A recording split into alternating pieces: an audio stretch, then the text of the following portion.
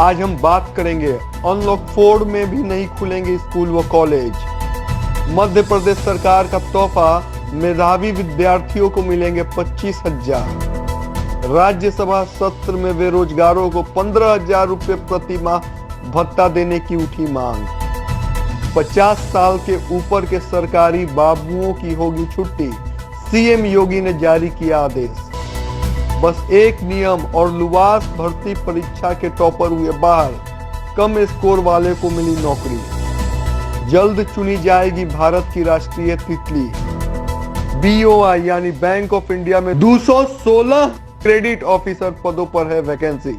हमारे वेबसाइट पर जाकर करें आवेदन।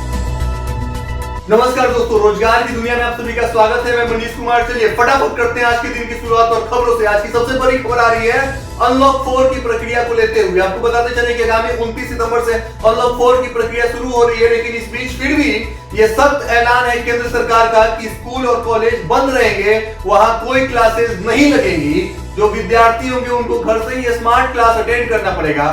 बढ़ते दूसरी बड़ी खबर की ओर। दूसरी बड़ी खबर आ रही है उत्तर प्रदेश सरकार से। आपको बताते चले कि योगी नाथ सरकार सरकारी नौकरियों के कार्य प्रणाली को लेकर के सुर्खियों में बनी हुई है। साथ ही साथ आज फिर से उन्होंने एक बार सुर्खियों में बनने का काम किया है, जहां पे उनका यह दावा है कि सरकार इस मूड में है कि आने वाले कुछ दिनों के अंदर हम स्वास्थ्य विभाग के क्षेत्र में जो भी 50 वर्ष के आयु से ऊपर के लोग हैं उनको रिटायर किया जाए। जबरन रिटायर मतलब कि उनकी एक तरह से छटनी की जाए। हम उनकी कार्य प्रणाली को देखेंगे और शारीरिक और मानसिक क्षमता को देखेंगे कि वो कितना तेजी से काम कर पाते हैं स्वास्थ्य के क्षेत्र में, उनकी फुर्ती, उनके कार्य प्रगति को किस तरीके से लेकर के स्वास्थ्य क्षेत्र में आगे बढ़ रही है। इस चीज को देखते हुए हम छटनी करेंगे।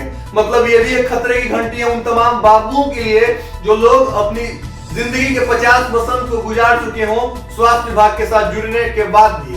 उन लोगों की छटनी कभी भी कर सकते हैं। तीसरी बड़ी खबर आ रही है रोहतक से। आपको बताते चले कि लाला लाजपत राय पशु चिकित्सक विश्वविद्यालय में एक ऐसा मामला देखने को मिला है जहां पे मेरिट मार्क्स लाने वाले विद्यार्थी की जॉब नहीं हो पाती है। मतलब सरकारी नौकरी उनको नहीं मिल पाता है किसी पद पे, और उस पद पे उनसे कम अंक लाने वाले विद्यार्थी को नौकरी मिल जाता है।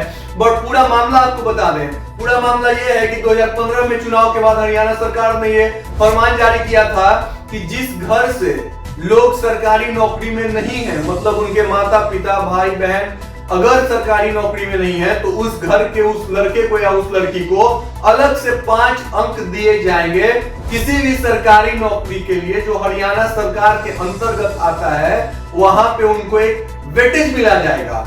इसी वेटेज का मामला था कि जो लड़का टॉप किया, उत्तीर्ण किया, उसको 81 अंक मिले, लेकिन जो 77 अंक लेकर आए थे उनको जॉब ज्वाइन करवा लिया गया और 81 अंक वाले को फेल कर दिया गया।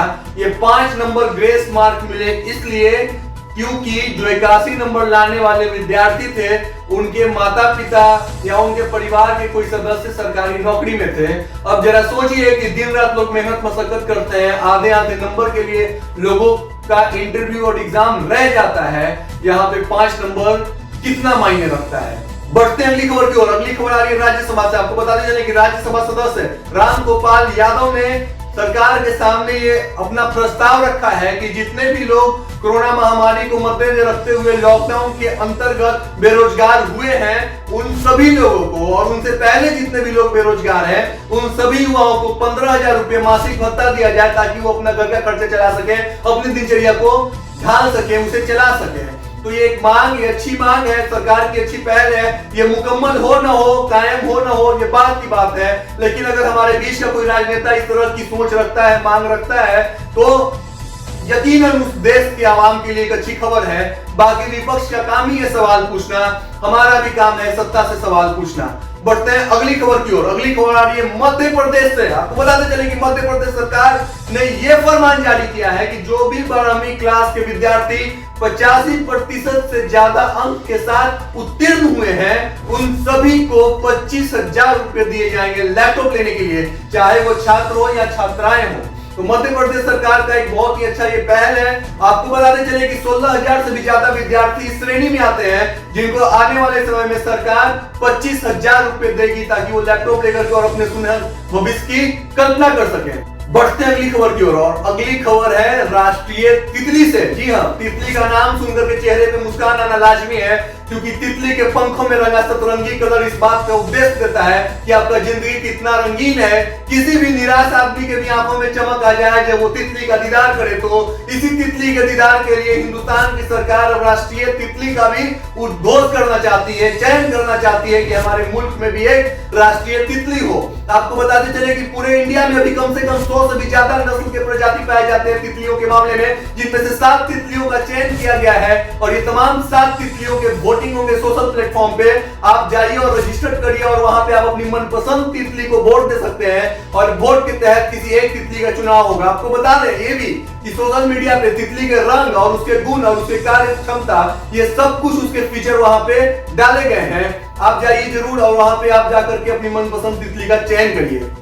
अब इस खबर की श्रृंखला में आज की अंतिम न्यूज वायरल न्यूज से है। आपको हमने कुछ दिन पहले भी बताया था कि वायरल न्यूज कितना तेजी से वायरल हो रहा है। बिना सत्यता को जांच किए हुए हम किसी भी न्यूज को और इंफॉर्मेशन को ग्रहण कर करके अपना विचार उस पर तैयार कर देते हैं। ये कितना घातक और खतरनाक साबित होता है आप इसी से समझिए।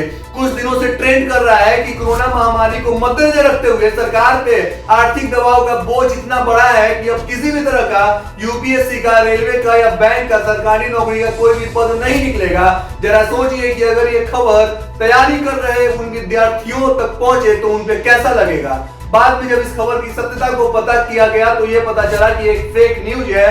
फिर भारतीय सरकार ने, केंद्र की सरकार ने ये सर्कुलर जारी किया कि ऐसा कुछ नहीं हुआ है, लोड पड़ा है, बर्डन पड़ा है, देश महामारी के संकट से जूझ रहा है, लेकिन इसका मतलब ये नहीं है कि आपको आपके हिस्से का हक से महरूफ रखा जाए। नियमित समय पर यूपीएससी और सरकारी, रेलवे या जो भी अन्य परीक्षाएं हैं वो होंगी। पद जो भी इसके हैं वो नियमित समय पर, नियमित अंतराल पर पद भरे जाएंगे। अब चलिए करते हैं रोजी रोजगार की बात। और रोजी रोजगार की बात में आज हम चर्चा करेंगे BOI यानी बैंक ऑफ इंडिया का, इसलिए क्योंकि बैंक ऑफ इंडिया ने एक साथ 216 से भी ज्यादा पदों की रिक्तियां निकाली हैं, जिसका आवेदन कल से शुरू हो चुका है।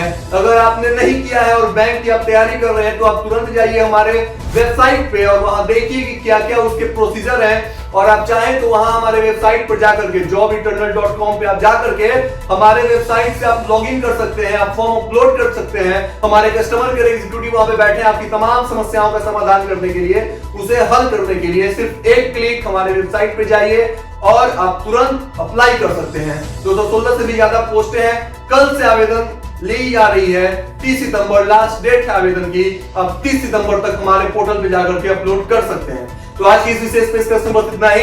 हमें दीजिए इजाजत, तब तक के लिए धन्यवाद। लेकिन इससे पहले एक और बात बताना चाहेंगे कि आपका प्यार और हौसला से हमारा समर्थन बढ़ रहा है। अगर हमारा कार्यक्रम आपको पसंद आए तो इसे लाइक करिए, शेयर करिए, कमेंट करिए और ये भी बताइए कि हमारे कार्यक्रम में आपको क्या बातें अच्छी लग रही हैं, आपका राय क्या है, आप क्या देखना चाहते हैं। क्योंकि ये आप कार्यक्रम आप तमाम विद्यार्थियों के मद्देनजर रखते हुए ही हमारी ये कोशिश और प्रयास है कि इसे बनाए।